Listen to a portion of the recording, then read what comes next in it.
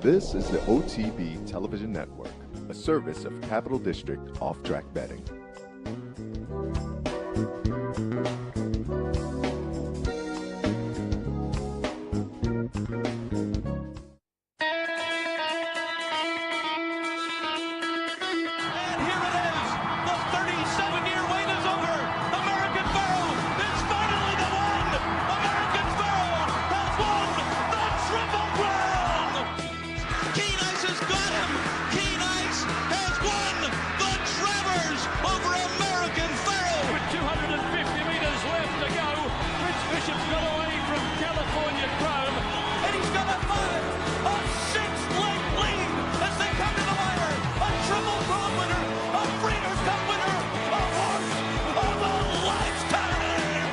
Broadcasting live from the Capital OTB studios, this is Racing Across America with Seth Merrow.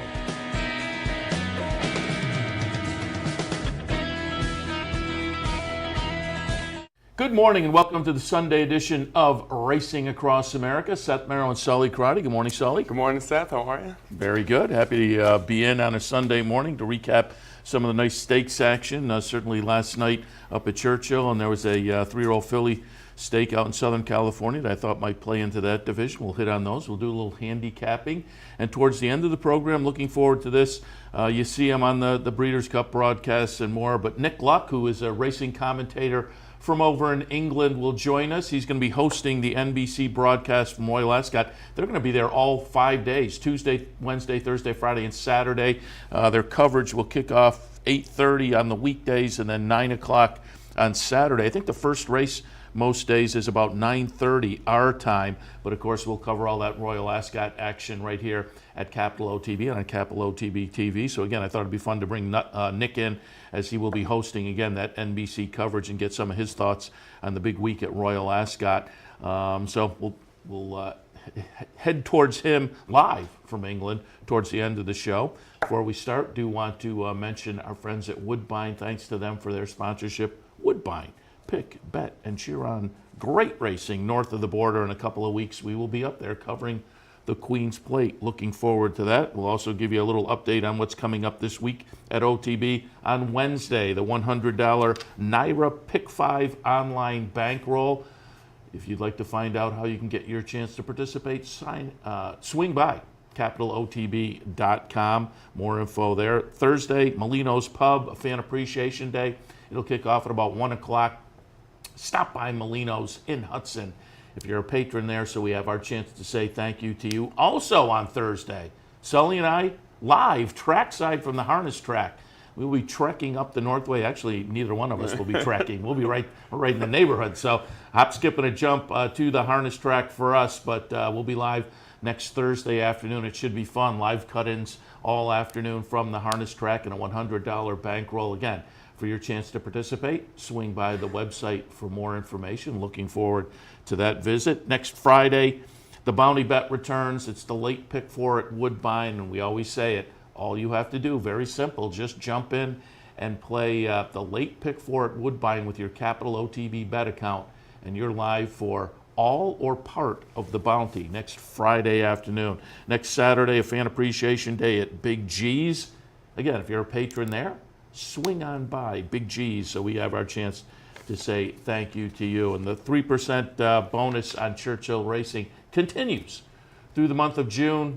If you'd like more information on any of the restrictions and whatnot on the bonus at Churchill, stop by the website for more information. And also, Bet 50, Get 50 continues this month. Sign up for a brand new account, Bet 50 in before the end of the month, and you get $50 put into your account by Capital OTB. All right. That takes care of the business.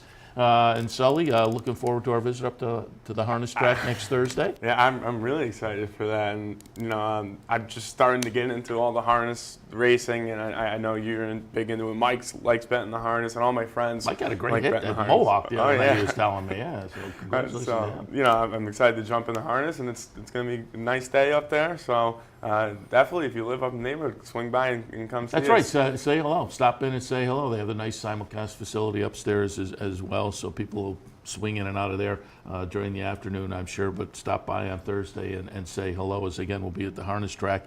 And again, we'll have Nick Luck a little bit later in the program to talk Royal Ascot. I'm looking forward to that as well, Tuesday through Saturday. Yeah. I'm obviously a fan of Saratoga and think that's perhaps the best meet in the world, but when you talk about high quality condensed into 5 days, there's nothing like Royal Ascot. No, absolutely not. It makes the work week go a little bit quicker Yeah. too, because you got racing so in the morning, and then when they're done, we kick off here in New York and other parts in the country. So it's definitely take advantage of it. I mean, you don't get this kind of racing in the middle of the week very often. So and it's always a lot of fun. We got a couple nice United States horses and trainers going over there. So.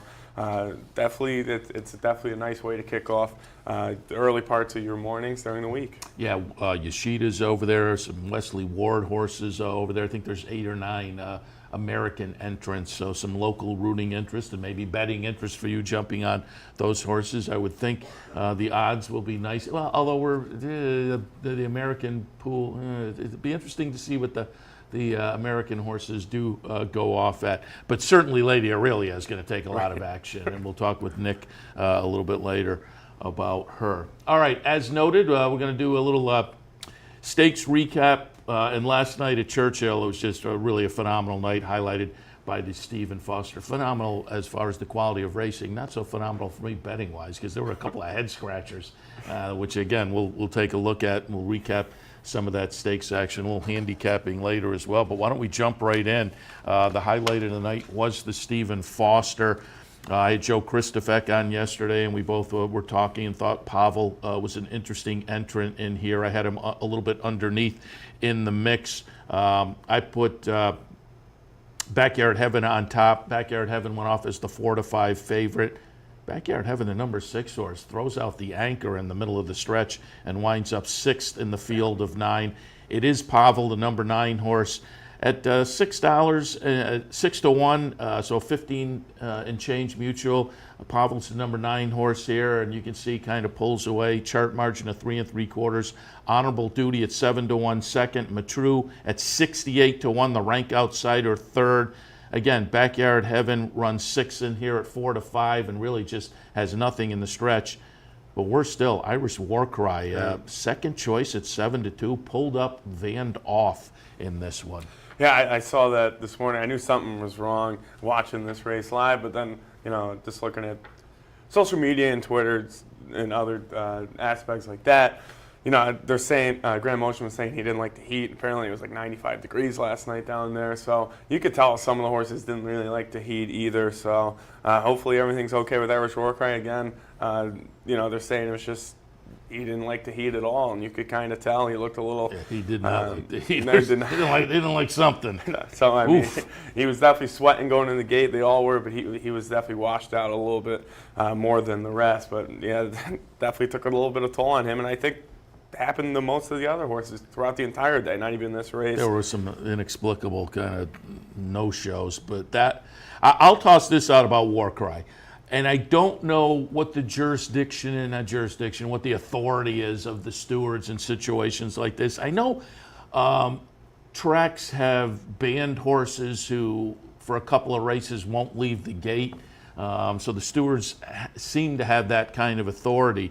To me, Irish War Cry, with 2 races like this in the last 3 starts, there was the inexplicable race down at Gulfstream where at 9 to 5 he was just a no-show, and now last night is the second choice at 7 to 2 on the turn. Just clearly Ortiz was just kind of pulling him up and saying enough is enough, so there was no run for the bettors again at a 7 to 2 second choice. To me, the stewards, for another at least 1 or 2 starts, I say run the horse for purse money only, because to me this isn't fair to bettors. Absolutely. I mean, if you go out and 2 races back throws in that incredible clunker, then the follow-up in the Pimlico Special wins, and now comes back and again doesn't finish the race. That's 2 out of the last 3, and they bookend a win. So it's, as a handicapper, as a player, it's a complete roll of the dice. And so again, to me, throw them in purse money only for a couple of starts and let the horse prove that he can go out and make it all the way around the track competitively with some level of consistency. Because again, I mean, it's one thing if a horse goes out and is trying and still running in the stretch and they wind up, 10 lengths back. But these were 2 no-shows from this horse. And Irish Workout, you get that a lot from this horse. This horse is very hot and cold. It's either horse is going to run great, win a race, run in the money, look great at the Pimlico Special, and we were down there for that, and the horse looked great. No, not even a splash of mud on the horse. No one even challenged if he comes here and does that. In this situation, to go to the Breeders' Cup Classic and.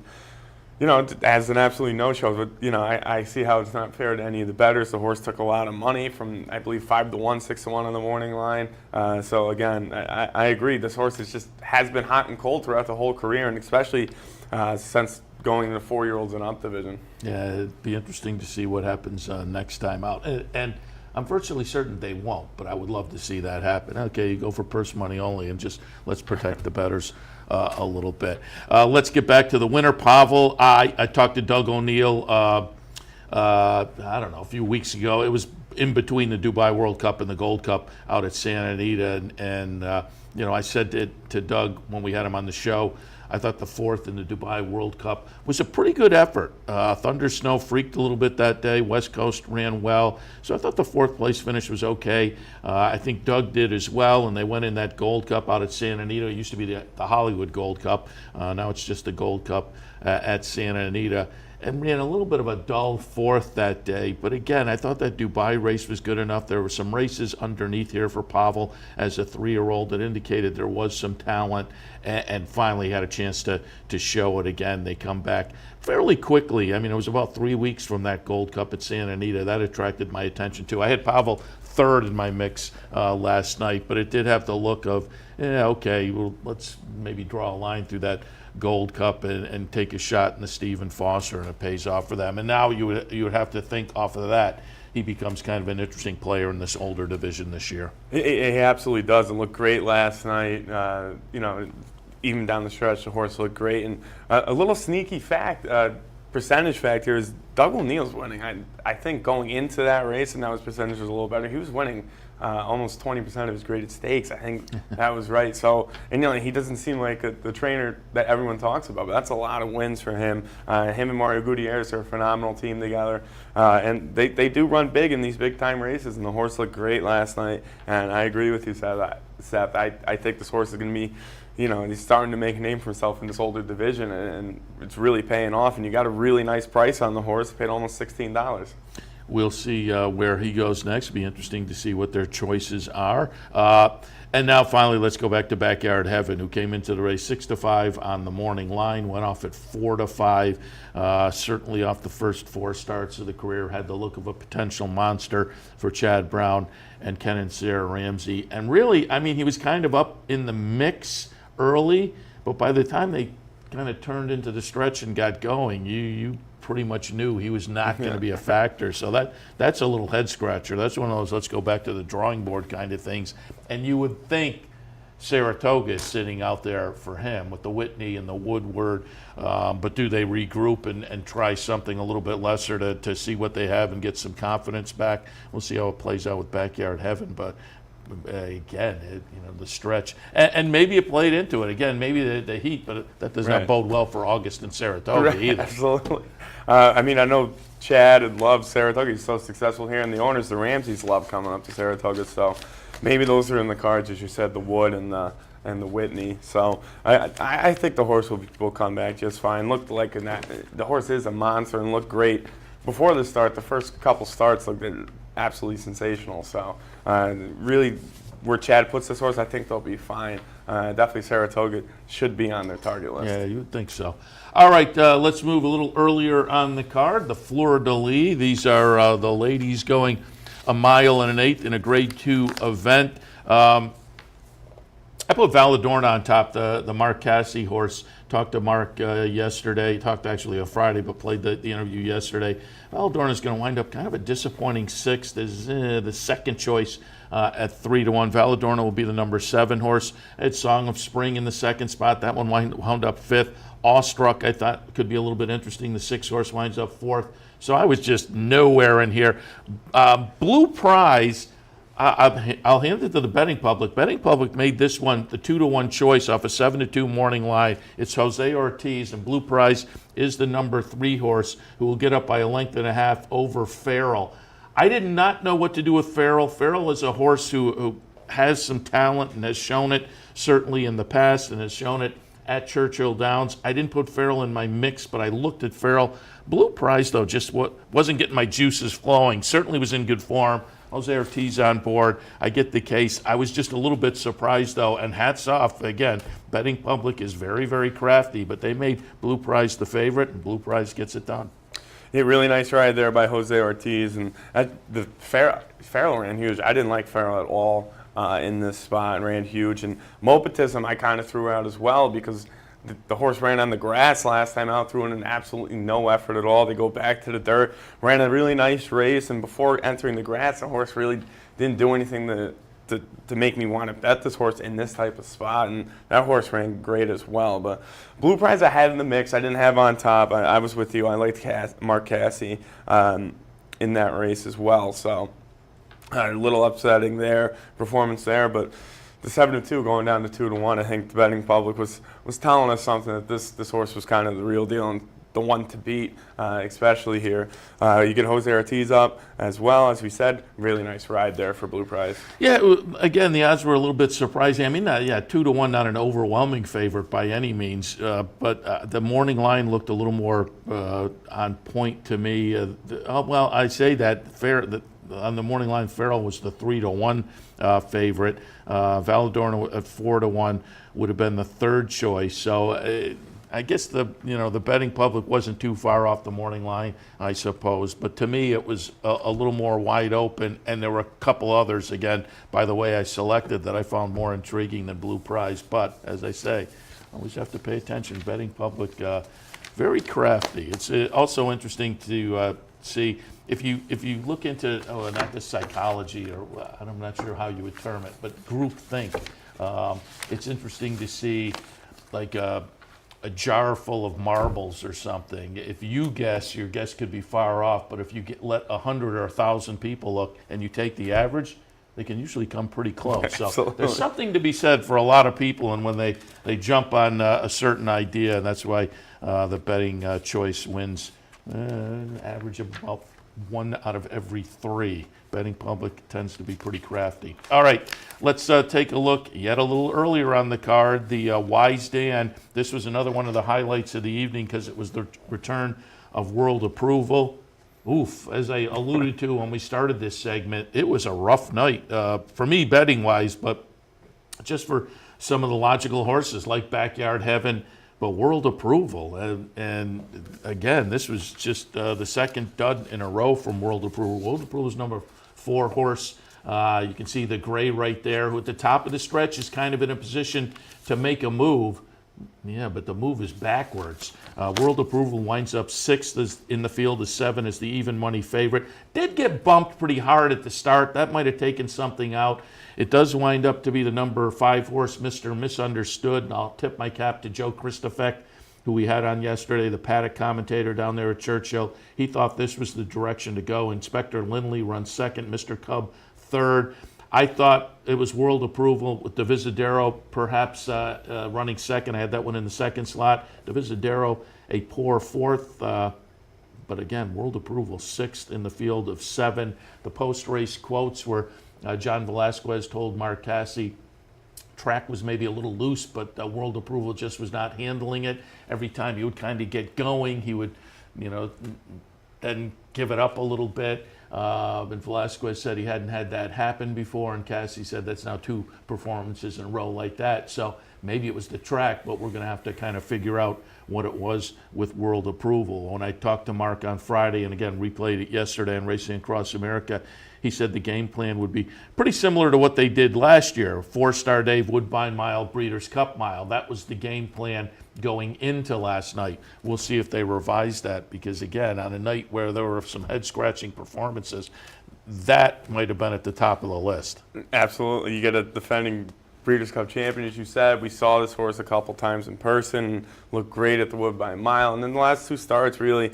everyone's going in the race. You can kind of throw it out. You didn't have Johnny V in the irons over at Santa Anita. Came back, Johnny V's back up, and still not run its world approvals race at all. I had Mr. Cub on top. I thought I was home at the top of the stretch. I love Mr. Cub since and you the fell into a Champions great Meet. scenario when Shining Copper scratched. Absolutely. Mr. Cub now becomes the lone speed. I know a lot of people were going in that direction after the scratch. And yeah, at the top of the stretch, we're in good shape. Yeah, I thought I was home there, but I did have Mr. Misunderstood in there as well, because that horse was 8 for 8 on the turf, and then we kind of alluded to it on the stakes preview and kind of jinxed the horse a little bit. Mike and myself did, and hasn't won, came out and won that race really impressively with Ferrand Giroux. But definitely the story of the race is the world approval race. I think the horse will be fine. I'm excited to see where they take the horse. I think going up to Saratoga, it's definitely not a bad play, but then again, Mark Cassidy loves up the racing up at Woodbine, and world approval had a lot of success up there. Maybe that's a direction they want to go, and just keep the horse up in Canada until the Woodbine Mile. I would say, the schedule last year certainly makes sense, because timing-wise it times out perfectly for them. But it's just going to be, again, what Mark Cassidy said, and I'm sure the game plan today is get back to the barn, see how he is this morning, and get a better feel for what happens and what the game plan will be going forward. But again, a head-scratcher. And yet another head-scratcher on the evening as we kicked off the stakes action in race 5 last night with the Matt Wynn 3-year-olds, a grade 3 event, a mile and a 16th, and like last week's Easy Goer on the Belmont Stakes card and the Pat Day Mile. These kind of races are for up-and-comers in the 3-year-old ranks, or maybe horses who have shown some flashes of talent, tried better earlier and hadn't gotten it done, and now they're looking for a spot to maybe regroup and build up some confidence. The up-and-comer kind of scenario was Axeman for Bob Baffert, who looked good winning the Sir Barton at Pimlico for the 3rd win in the 4th career start. Axeman is going to be the number 7.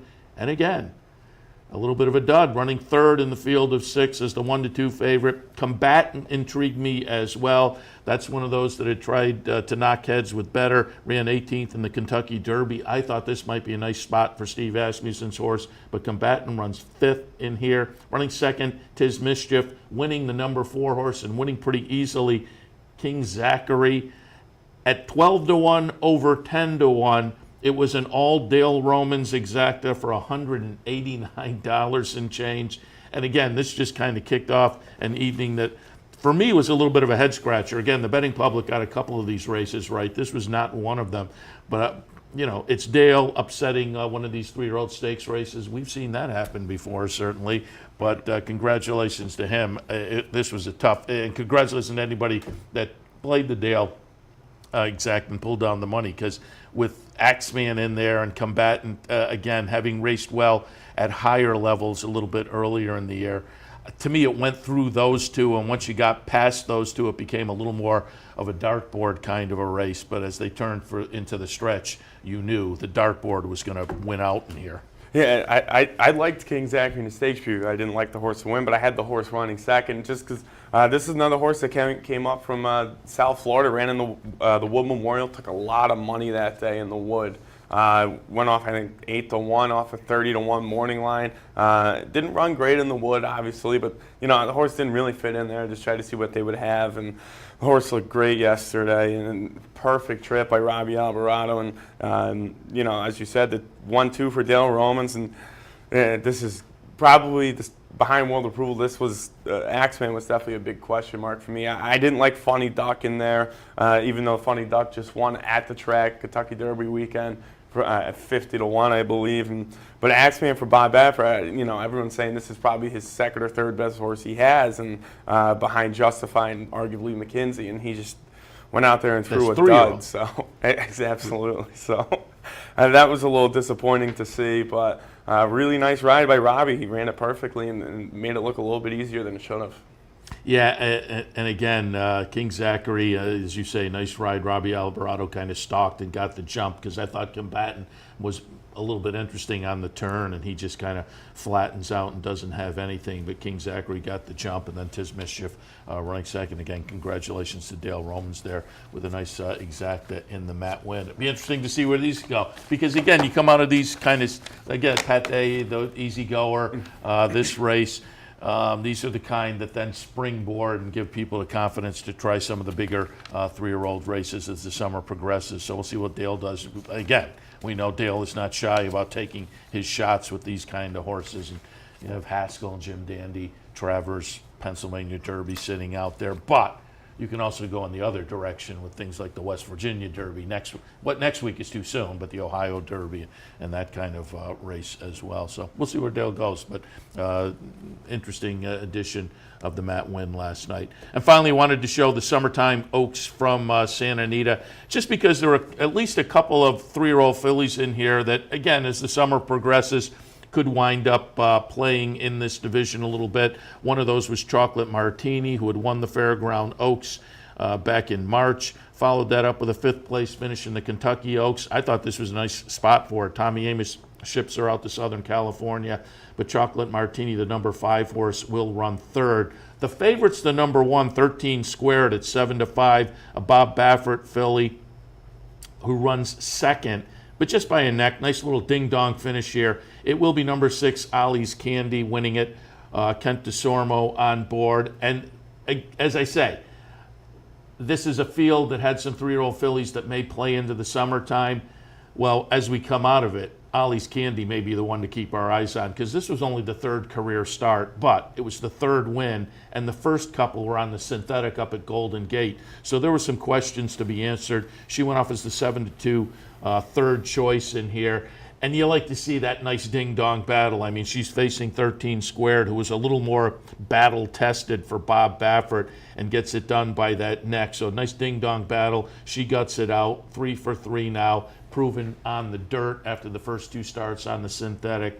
We'll see where she goes. The 3-year-old filly division, certainly, if you think you really have something, you're going to try Saratoga next with the coaching club and the Alabama.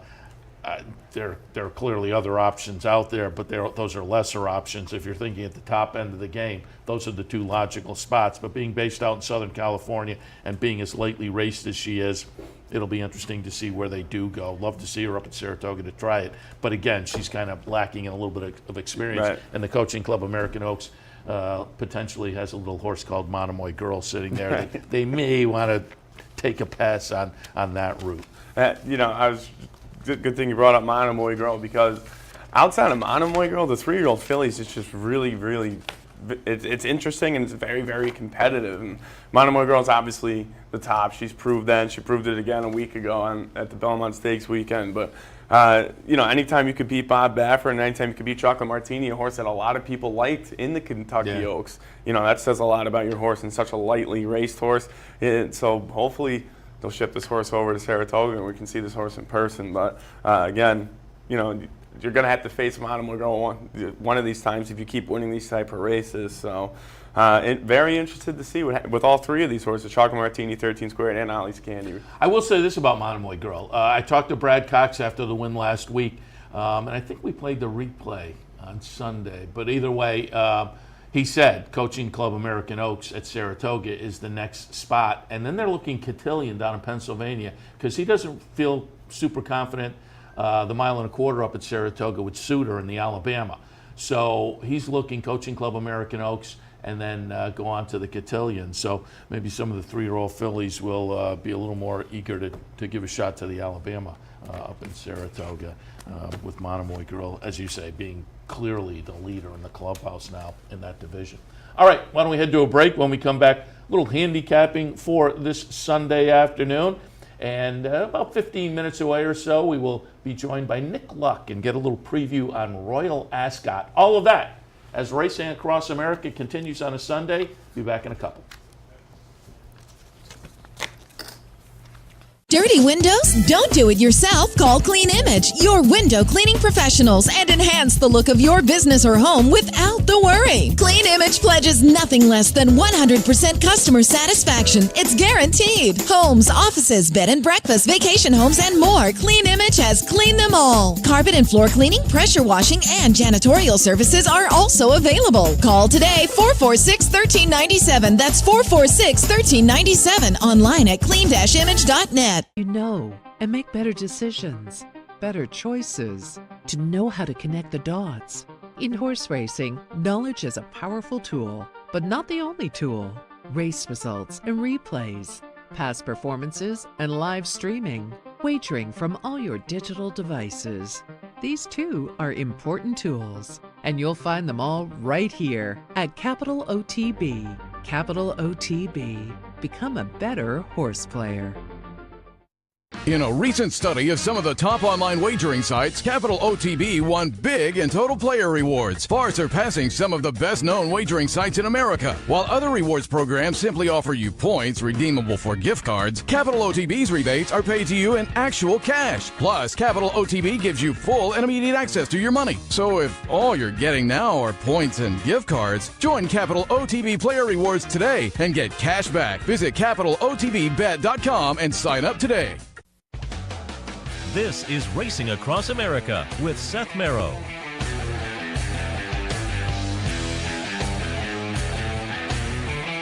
Welcome back to Racing Across America on this Sunday morning. Seth Merrow and Sully Crotty, thanks for joining us. We're going to do a little handicapping now, a little Woodbine, a little Belmont, and we'll kick things off. Sully will take a look at Woodbine's 8th race, 30 to 32,000 claimers, scheduled on the grass at 1 1/16. Sully, what did you see in race 8 at Woodbine? A really nice race here, race number 8. I went 7, 4, 1, and 3. And number 7, you're getting a really nice price at 6 to 1. Horse that likes this Woodbine surface, going to make the 39th career start, has the experience over this field. A nice 6-year-old mare. The last 4 or 5 starts, this horse has looked absolutely phenomenal. Is going to run back at this claiming level after running claiming 20 and losing at the wire at an allowance level. Contreras in the irons, he's winning at 15% of his races. So, again, if you go to 4 or 5 back, really impressive stuff from this horse. I think the stretch out will be beneficial, especially this horse does have a nice closing kick. The horse was running good at a mile, and then they stretch it out to the 1 16th. And as I said, lost by half a length last time. Should be sitting right off the pace and does have a nice closing kick. Second spot, I went with number 4. It's probably going to be your favorite by the time it goes off. Very lukewarm, 5 to 2 right now. This horse, to me, I couldn't play on top. This horse is going to make the 11th start here at Woodbine. Has 1 win in 10 starts previous, but good horse to use underneath. You're going to get a nice price. This is a great betting race, and this horse is running the money 7 of 10 times. But again, that 1 win kind of shies me away. Horse is on a very big drop from a higher optional claiming level. And at the distance, the horse has run in the money 4 times with 2 wins in 6 starts. And then number 1 in the 3rd spot. Number 1, 8 to 1 on the morning line. And this is just a horse I think dropping down. It's going to make the 2nd start here, 0 for 6 at the distance. But 2nd start at this distance since December, that long layoff of 2017. Again, I think the drop from allowance 72 and allowance 82 the last 2 starts. It does have a little bit of speed here. So this horse could possibly hang on at a nice 8 to 1 price. In Woodbine's 8th race, I went 7, 4, 1, and 3. Seth's going to look at Belmont Park. He will start with the 3rd race at Belmont. This is an optional claimer. They're going at 6 furlongs on the turf. I have it 6, 7, 5, and the 1A. I put 6 on top. Tombalane goes out for Robertino Diodoro. First off the claim, came in from Gulfstream, Santa Anita, Keeneland, January, February, April. A couple of those were stakes races, and then wound up at Belmont in a 62.5 claimer. Just missed on the move to Belmont and the try. 62.5 optional claimer, but was in for the tag. Just missed in there behind the talented Voodoo Song. Nice close-up 3rd place finish, half a length back. Claimed out of that race by Diodoro. He does very well first off the claim. So we'll look for Tombalane to run nicely this afternoon. White flag in the 2nd slot for Christophe Clement. Hasn't been seen since the end of last year, but had run in a steady string of stakes races in September, October, and November. Those were turf sprint stakes. I always say that's a specialty, and this horse seems to do well at that specialty. The question mark, obviously, off the layoff is the fitness level, but it's Christophe Clement. He does pretty well in this kind of a situation. And there's workouts underneath. They don't jump off the page, but I think they indicate the horse will be fit and ready this afternoon. And Marengo Road in the third spot, the number 5 horse. Another one that has been off since last year. And this one's also a little bit more of a question mark at the trip. Not so much of a bona fide turf sprinter, but Mike Trombetta brings this one in off some workouts at Fair Hill. And it just could be interesting on this cutback to a turf sprint, particularly with Jose Ortiz on board. You're getting 6-1 there, which I thought was interesting. Bernay certainly has to be in the mix, the 1A. It's Jason Service, it's Michael Dubb, moves out of the Chad Brown barn into the red hot Jason Service barn. Last raced in at the end of April in an optional claimer. Ran an okay 5th. Okay, it wasn't great. But again, just with the connections, I think that one has to be considered as well. So in the third at Belmont Park, for me, 6, 7, 5, and the 1A. Ninth race at Woodbine today is a stakes race, the Grade 3 Trillium, $125,000. 4 fillies and mares, 3-year-olds and up. They'll go a mile and a 16th. Sully, your thoughts in the Trillium, race 9? I went 9, 10, 1, and 3 here. It's a really nice betting race here. The number 9 is Miss Momentum. Patrick Husband's up for Mark Cassie and Gary Barber. Horse that looked great last time out after going to South Florida for the winter. Ran okay at the championship meet, but really was overmatched in those Grade 3s and Grade 2s. Lost to Take Charge Paula twice, who went on to do some nice things. Also raced against My Miss Lily. So some really nice horses this horse has raced against down in South Florida. Came back last time out to Woodbine at a really nice 6-1 price. Won that race coming off the pace. This race doesn't have a ton of speed, but from the outside solid, the horse doesn't want to get to the lead anyway. So we'll sit right outside. The leaders, and again, you get Mark Cassie training. He's phenomenal up in Canada, winning 25% of his races. Second spot went with number 10, Josie Carroll trained horse. You have 5-2 on the morning line, and just a little too short for me to take. This horse is going to run against familiar company again in my arch enemy. There's number 3 horse who I have in the mix, but this horse is also going to be coming off the pace with the closing kick. The outside stall, maybe a little bit of a question mark. It's going to have to cut some corners or sit behind the entire field of 10 horses, which is where you don't want to be as a closer, especially with the fractions looking like they're going to be pretty slow. That's definitely not where you want to be. I'm going to take a little bit of a stand, but horse is easily a must-use here. Loves the Woodbine track. He's running the money 10 of 11 times with 7 wins. 4 for 6 from the distance, 6 for 6 in the money at the distance as well. And then number 1, 6-1 on the morning line. That's Grizzle. Another horse that went to South Florida. Ran okay. Ran second in the $100,000 race and then went to the Honey Fox Grade 3 event. I thought it looks a lot better than it did on paper. Lost to Tull, who ran on Belmont Stakes weekend. Ran a really nice race there. Horse comes back to Canada, where the horse has really had some success. Is running some Grade 2s, Grade 3s here in Canada, and also 2 for 2 at the distance. Is very, very intriguing. This horse has raced against a little bit better throughout the career. Raced against Quidora, also New Money Honey. Ran huge against New Money Honey. Looks a lot better on the replay than it did on paper. That was the Grade 1 Belmont Oaks. So again, just the last 2 starts racing against much better. That's where I went with Grizzle underneath. Race number 9, Woodbine. I went 9, 10, 1, and 3. Race number 5 at Belmont Park. This is a maiden special weight for 2-year-olds. They'll be sprinting 6 furlongs on the turf. Fun race with the potential for some value in here. For me, 8, 7, 10, and 2. The number 8 is Blue Sky Kitten. By Kitten's Joy, this is eligible to be a win early type and just about lived up to that in the career debut at Indiana Grand. 5 furlongs on the turf, just missed by a nose for trainer Wesley Ward. Interesting showing a first gelding stat here off that May 15th start.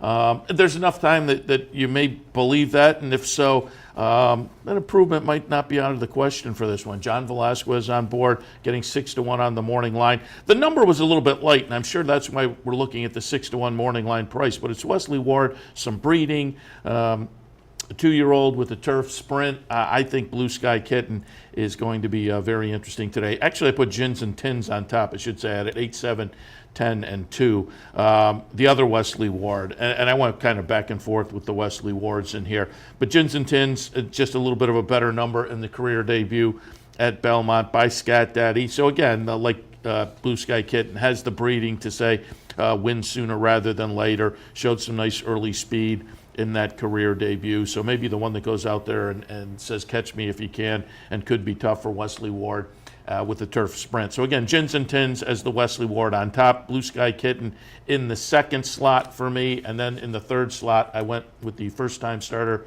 from Tom Morley, Mobilization by Declaration of War. Maybe a little bit of breeding there. But boy, this horse has been working out very, very well. Most recently, they had the horse down at Laurel working. So I like the fact that they looked at this spot and said, let's go up to New York and give this spot a try for $75,000 in the career debut. Not only trained by Tom Morley, but owned by Tom Morley as well. So we'll see how it plays out for Mobilization, but I think this could be a live firster. Also, Joyful Heart in the mix for me. Another firster from Brian Lynch by Kitten's Joy. Jose Ortiz on board. I think that one at 9-2 could be a player in here as well. So race number 5 at Belmont Park, 8, 7, 10, and 2. At Woodbine in race number 11, an optional claimer with a C condition. They'll go 8.5 furlongs. Your thoughts in the 11th?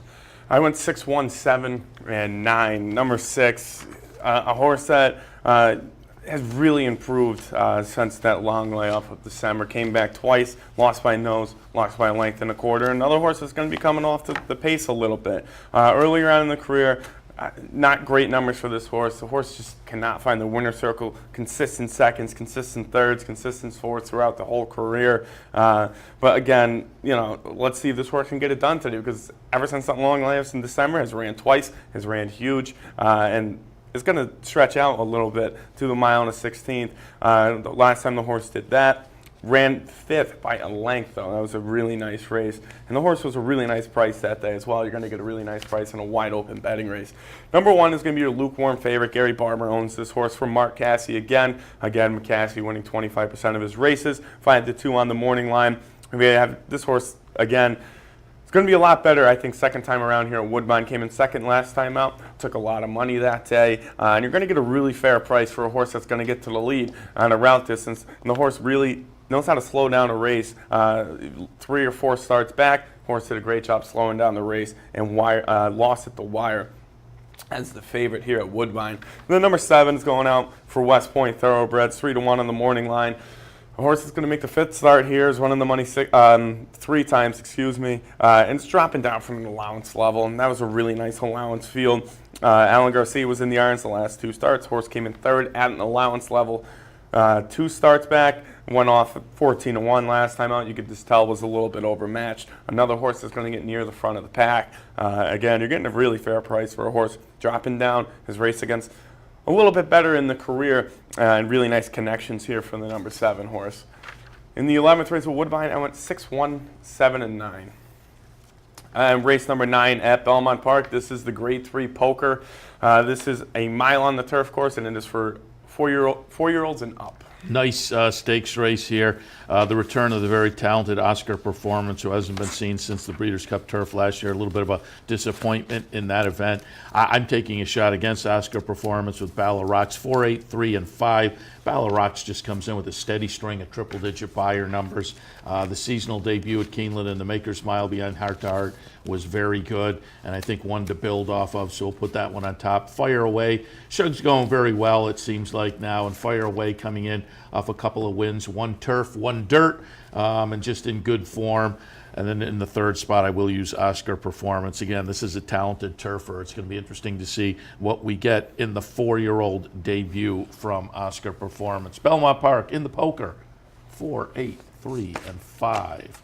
Just want to remind you, there's really nice stakes day at Monmouth Park as well. We talked with Bill Knopf yesterday, Vice President at Monmouth, and we were talking mainly about the sports betting there. But I mentioned with Bill a really nice stakes card, highlighted by the Pegasus, which you may remember years ago over the Meadowlands at night for 3-year-olds. But this is a 3-year-old stakes race. In the Pegasus, I have it 6, 2, 1, and 8. I put Dr. Hip on top for Chad Brown. But again, it's another one of those 3-year-old stakes with some up-and-comers who may be interesting to watch going forward. Hydraulic comes in undefeated and has the chance to maybe make a little noise. Supreme Aura also is interesting for me for Michael Stidham. So again, Monmouth's Pegasus 6'2", 1-8. All right, we'll head to a break. When we come back, Nick Luck will join us. We'll talk some Royal Ascot. Kicks off on Tuesday, goes through next Saturday.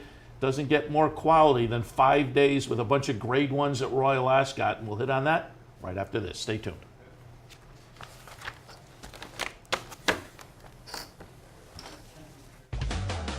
This is Racing Across America with Seth Merrow.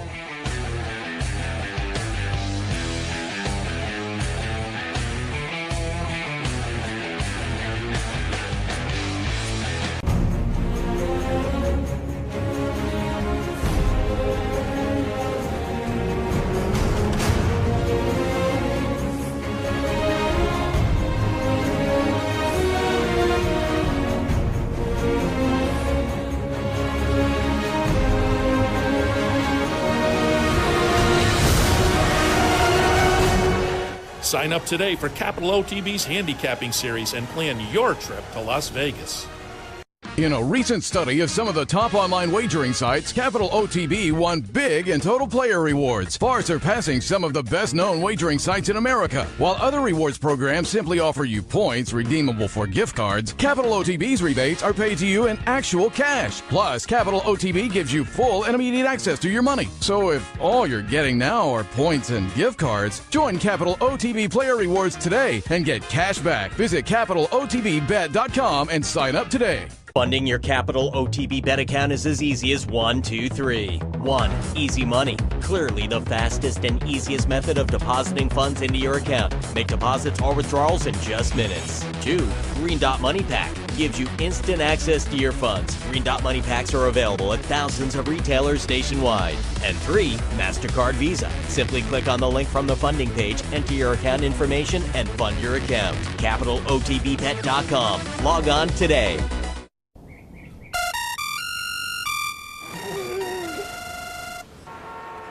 Come on. I want sales reports on my desk by Monday. Whoops. My bad. Love racing? RTN brings you every live simulcast on your home television, plus live video streaming and race replays on your PC and mobile devices. To order, visit rtn.tv. RTN, a breed apart. Welcome back to Racing Across America on this Sunday morning. It's Sunday afternoon across the pond, as it were, and we're happy to be joined now by Nick Luck. We're familiar with him, of course, from Breeders' Cup broadcast and beyond, but over in England, a regular commentator on racing broadcasts, and he will be hosting NBC's coverage of Royal Ascot this week. They'll be on Tuesday, Wednesday, Thursday, and Friday, 5 days of Royal Ascot coverage. And Nick, with that workload ahead of you, we really appreciate the visit this morning. Not at all, Seth. Great to hear you both, and looking forward to what promises to be a truly fabulous week at Ascot. Yeah, looking forward to it, and I wanted to, let our viewers know what was ahead and give you some hints to horses to look at and whatnot. There are some American entrants that, of course, will allow for some local rooting interest. Before we get to Royal Ascot, just want to touch on a couple of things. What was the reaction over there? Last week we were down at Belmont watching the Triple Crown and Justify. What was the reaction to the Queen's horse winning at Belmont? I think it probably resonated more in the U.S. than it did here, simply because I think people knew it was happening, and I think there was a great reaction, great response to it in New York. Here, yeah, I think people always respond well to a royal winner. I'd like to think more people paid attention and stood up and took notice, but I didn't perhaps get the column inches I feel it should have done. The Queen's only had a couple of stakes winners in the U.S. before.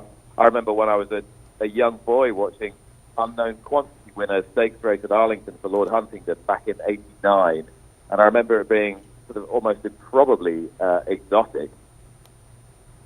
It certainly did resonate here, and the horse looked great winning as well. And now I'm curious, how does the Triple Crown play over there? Was there interest in justifying the Triple Crown? Definitely more and more, I think. particularly as the NBC telecast is simulcast here as well on At the Races, one of the horse racing stations. So yeah, it definitely did pick up a bit more interest, and I think the fact that there's a bevy of American horses coming to Royal Ascot, as there normally is nowadays, has only served to enhance that interest. The timing, I think, is quite good from our point of view. And clearly, when there's a Triple Crown on the line, the interest in the Belmont Stakes, as it is at home, but here it does sort of it flickers on the scale anyway. You'd always, I mean, people who are kind of internationalists like us would always hope that racing has got sort of broad appeal across the globe to all sorts of different countries. But in reality, you know that if you're trying pretty hard to convince people to enjoy horse racing in your own country, you just have to work that little bit harder to sell international races. I will say the internet, however, has made it easier for all of us to kind of pay attention, and that's the beauty. There's the bright side and the dark side, but that's one of the great things about the internet, and hopefully it does attract more people into the game and broaden their scope a little bit. And we hope to do that this week with the really high quality racing over the 5 days at Royal Ascot. First up, what's the weather look like over the next week? Pretty good, actually. Nice. It's cool at the moment and a little bit overcast, but we only had a spit or spot of rain this morning down in the south of England here. I live about 20 miles from Ascot, so the conditions would be broadly similar there to what they are here. There's a bit of rain forecast for Tuesday, but it's nothing significant, and crucially, the temperatures are due to stay reasonably clement all week. We're looking in the sort of low to mid-20s Celsius, so what's that, low 70s Fahrenheit.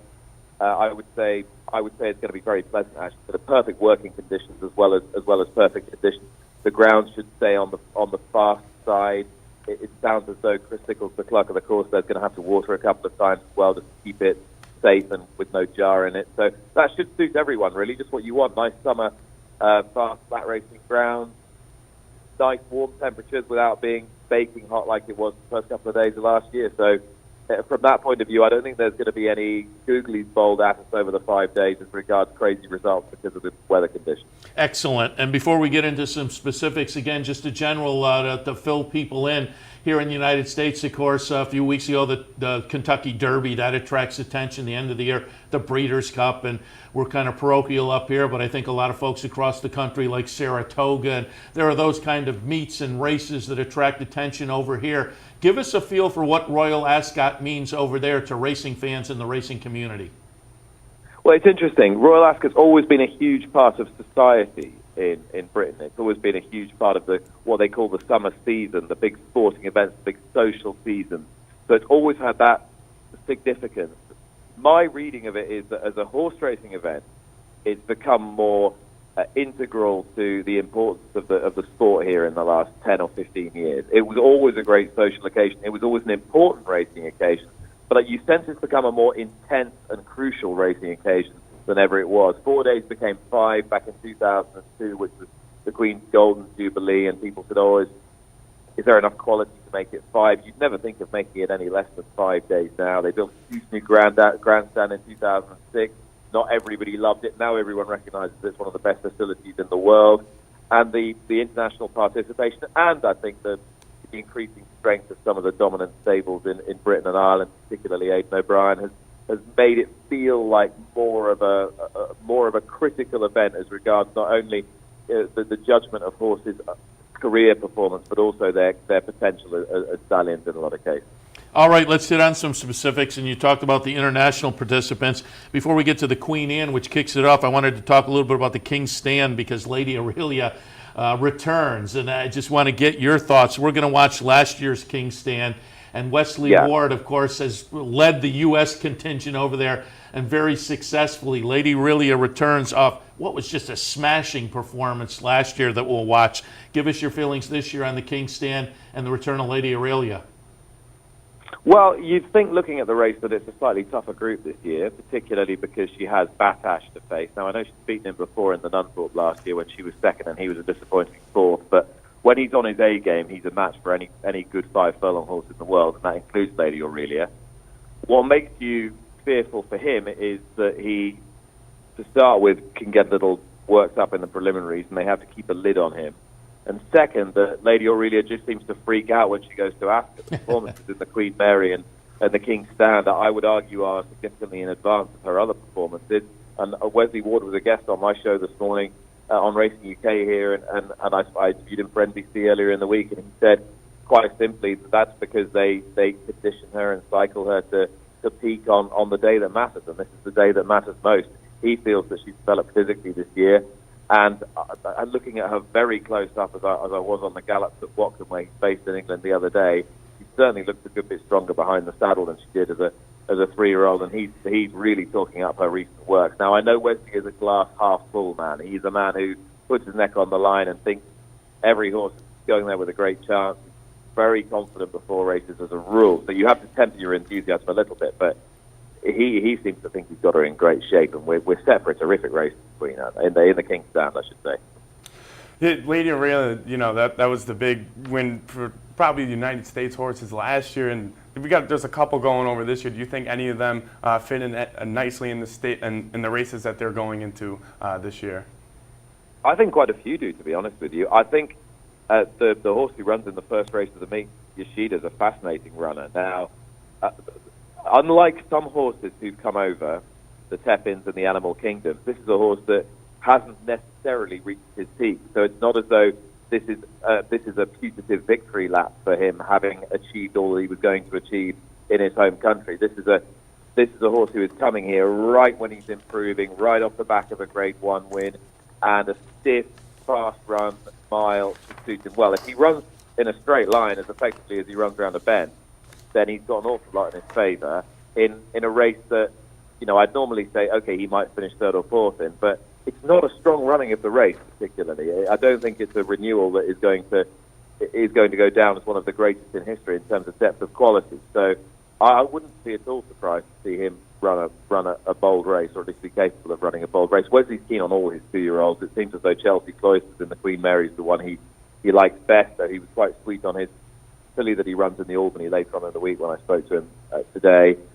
And of the others, I think it's a tough spot for Todd Fletcher's Frankel Colt. I think that is a tough race for him, and it might just want a little bit further, but still it's great to have him here. And again, a bit like Yoshida, he's a horse that's potentially coming here as he's still ascending the ranks rather than having done what he needed to do in America and then come here as an afterthought. And Yoshida, as you mentioned, in the Queen Anne, I love that. They kick off that Royal Ascot meet with a Group 1 event. Just start it right big so people can look forward to that first thing Tuesday morning. I want to go to Wednesday, though, and while we're talking, Nick, going to pull up the replay from the Coronation Cup at Epsom. Cracksman's going to get it done in the Coronation Cup and looks to head into the Prince of Wales on Wednesday as just really a leading older horse in the world with a 5-race win streak coming in. What are your thoughts in the Prince of Wales? Yeah, though you wouldn't necessarily think that looking at this piece of footage, would you? Because he scrapes home, scrambles home, makes very heavy weather of winning the Coronation Cup, beating a very honourable but nowhere near top-class horse in Sallowan into second. And it was a brilliant ride on the runner-up by Sylvester de Souza, but it's come to light there were mitigating circumstances. He hit his head on the gate, something we couldn't really see at the time, but materialised later. And Connections have put his slightly lacklustre run down to hitting his head on the gate and then making heavy weather of it in ground that was a bit puddingy, probably not ideal. A lot of horses ran badly in that race. Hawkville and Idaho ran stinkers. So the fact that Cracksman won when a lot was against him is to his eternal credit. And if the real Cracksman turns up, the one that we saw win the Champion Stakes last year and the one that we saw win the Prix Gannet on his reappearance this season, then the others might as well start now. But the race is made a whole lot more interesting by the fact that his air of invincibility was just slightly removed in that performance at Epsom last time. So at least I think it makes the race more interesting, to be honest with you. It raises the possibility that there is a chink in his armour, even if there were excuses last time. In addition, is this a horse that is going to excel and be seen at his optimum over 10 furlongs on really quite fast ground? It's probably the fastest ground that he's run on, and it's 10 furlongs. Now, 10 furlongs in the Champion Stakes on soft ground, he looks absolutely awesome. Is he going to be quite at his optimum this trip, this ground? He should be fine, he should win, but as I say, that performance last time has just knocked that edge of invincibility off. The issue is there's not really much depth beyond him in the race. There's not quite the strength of opposition that you'd like to see. Certainly looking forward to that, though, as one of the top horses in the world, Cracksman, and see if he can get it done on Wednesday. Moving on to Thursday, the Gold Cup. Love this, a Group 1 at 2 miles. I love these marathon events. Going to pull up Gonna replay a race, the Yorkshire Cup, with Stradivarius winning. That was a distance race as well, so Stradivarius comes in looking pretty good off this Yorkshire Cup. What are your thoughts on the Gold Cup on Thursday? Well, he's got to go a good bit further than he went in the Yorkshire Cup, because the Yorkshire Cup, I was going to say only 14 furlongs, but then the Gold Cup's 2.5 miles. Oh, is it really? Oh, okay. I like it even better. on a stiff track as well. There's a good uphill. The last 7 furlongs are all uphill. So there's no hiding place. And the point about this you're watching at the moment, Stradivarius is a stayer with a turn of foot. He's a fast horse. He wouldn't look out of place in the King George, I don't think, back at 1.5 miles. He's very talented. He won the Queen's Vase at the meet last year. If he stays, he's got a great chance. But he's got another 6 furlongs to run on Thursday, and that's a bit of an unknown insofar as he's got that turn of speed. Is he almost too quick a horse? I don't know. We'll soon find out. He's certainly got lots of class. He has claims to being the best staying horse, like extreme stayer trained in England. Order of St George is without doubt the best stayer trained in Ireland. And Vizirabat is the best stayer trained in France. He's won 3 Dubai Gold Cups. And the 3 of them meeting, it's arguably the race of the week, even at 2.5 miles. Some purists might not have it, but real traditionalists, real historians and real turfologists would tell you that this is the traditional marquee race of the meet, and it should be full of quality as it is. And it's certainly that brilliant finish last year, but between Big Orange, sadly injured this year and won't be running, and Order of St George was one of the abiding images of the whole meet. Let's move on to Friday and the Coronation, because this one's interesting, and I'd really like your opinion in here. We are going to pull up the 1,000 Guineas and watch Bilston Brook, if I'm pronouncing that correctly. She's one of 3 classic winners. Bilston Brook, Alpha Centauri, and Teppel come in as classic winners. But it seems to me, Nick, that this 3-year-old filly division over there doesn't have anyone at this point who really stands out. So this may be the race, the Coronation on Friday, that gives somebody a chance to shine. Yeah, lots of depth, no standout. Division's got quite an opaque look to it at the moment, which makes the race intriguing. They bet about 7-2, 4-1 the field here, which gives you an idea of how open it is. Race you're watching, there's no reason necessarily to suggest this was a fluke from Bilston Brook, and you could make a pretty cogent case this is the strongest form in the race this season, because the runner-up this day, Lawrence, has won the French Oaks today, the Prix de Diane today, and had already won the Group 1 Prix Saint-Valery. So the runner-up is a subsequent dual Group 1 winner, and the filly who finished 3rd has finished placed in a classic subsequently as well, and the filly who finished 4th finished a very creditable 2nd in the Oaks behind Forever Together. So that is really strong form in behind, and although Bilston Brook was a 66-1 shot, she stretched clear, she loves fast ground, and I think of all the races this week that Richard Hannon has runners, and this is the one that he'd like to win the most. And now they've realised she's a pretty good filly. They've probably been training her like one, and they might eke out a few more pounds of improvement. So she's not to be underestimated. That said, Clemmy was the best 2-year-old filly in Europe last year. She really needed her comeback run behind Alpha Centauri in the Irish Guineas badly. She's a full sister to Churchill. She's got the physique, the pedigree. She's from the right stable to make a big impression as a 3-year-old. And I would imagine that she's the one that'll have to beat, unconventional though it is to select a horse who finished 9th on her previous start. All the races we've been talking about, Group 1s, all covered again by NBC this week. NBCSN doing Royal Ascot Tuesday, Wednesday, Thursday, Friday, and Saturday. Really looking forward to it. Nick, before we let you go, maybe 1 or 2 clever horses that we haven't touched on yet? I'm not a clever man, Seth, so I can't give you clever horses. I was very struck by Oisin Murphy, who you're going to be hearing a lot about in the next week, because behind Ryan Moore and Frankie Dettori, this guy is going to have the most rides of anybody next week. He's already booked on about 25 horses out of the 30 races. Young, up-and-coming, real talent, Irish-born, British base, has a pick of rides for Andrew Balding, Brian Meehan, Martin Mead, Saeed Bin Sarur. He's got a whole clutch of decent runners, and Qatar Racing next week. And I'm very struck by the tip that he gave us for Bacchus, B-A-C-C-H-U-S, Bacchus, in the Wokingham Handicap. That's the race in which Undrafted runs, the old boy this year. But he was very, very sweet on the chances of Bacchus in the Wokingham, so I will pass that on to you. as a horse who I think will run very well. And I'd be very surprised if Aidan O'Brien, 2-year-old filly, was beaten in the Albany Stakes. So just watch out for whatever he runs in the Albany Stakes. I think he will win that race with Ryan Moore aboard. That won't be a clever one. She'll be quite a short price favourite. But I think Wesley's going to have his work cut out to beat Aidan in that one. The winner's a winner. We're just happy if we can cash a ticket. So yeah, we appreciate the opinion. And Nick, again, I know it's a big week for you. And from our email exchange, I know you had some work today at Ascot as well. So we certainly appreciate you taking the time for the visit and to give the viewers a little preview of what looks to be a great week over there in England. And again, good luck to you and everybody at NBC on the broadcast this week.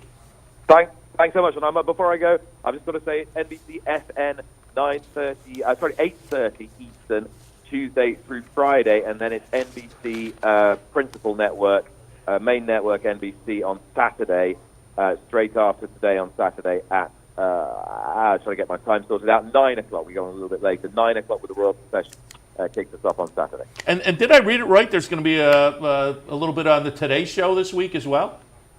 Yeah, that's right. So Friday I'll be joined by Dylan Dreyer from Today, and then she will also be joining us on Saturday. So she'll be on the SN show on Friday and then on the NBC show on Saturday. And I'm really looking forward to working with her. Not done so before, and I know she's really looking forward to bringing all the colour and finery and pageantry of Ascot and talking you through the Royal Procession on Saturday morning, straight off the back of Today, and she'll be reporting into the Today show Friday, Saturday as well. Speaking of which, you got your top hat ready?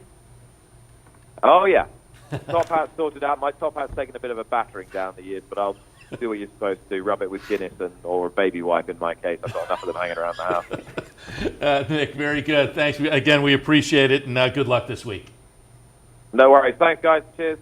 Nick Luck, again, NBC covering Royal Ascot this week, but of course you can watch it here on the network and bet it, Capital OTB Bet as well. Some really nice racing, a lot of Group 1s kicking off again. It's fun that Tuesday, the first race, a Group 1 event. You got to love that. I mean, think of Saratoga. Race 1 on that opening Friday, like the Whitney or something. That's never going to happen, but it kicks off at Royal Ascot. Should be a lot of fun. I'm looking forward to it. I'll certainly jump in. And it'll be fun, too. As I say, there are 8 or 9 American horses. Yoshida, who Nick mentioned, is going to be one of those in that first race, the Queen Anne. So looking forward to it. Yeah, I am as well. Really excited to see how Yoshida bounces. Actually, if Yoshida can win 2 in a row after winning Kentucky Derby Day. Yeah, it's going to be fun, again, coming up this week here at Capital OTB. All right, we're overtime. So we'll wrap things up. I'm going to be back in a couple hours with OTB Live for a Sunday afternoon. Sully, good luck. Good luck to you, Seth. Good luck to all of you as well. Thanks to our friends at Woodbine for their sponsorship. Woodbine, pick, bet, and cheer on world-class horse racing north of the border. Again, the countdown has begun 2 weeks from yesterday. Queen's Plate will be up there. So looking forward to that as well. But again, next Thursday, Saratoga Harness. A nice week ahead with promos and events. Don't forget, check those out at the website, capitalotb.com. All right, wrapping it up and putting a bow on this edition of Racing Across America. Thanks for joining us. We'll see you next week on this show. I'll see you in a couple hours for OTB Live. See you then.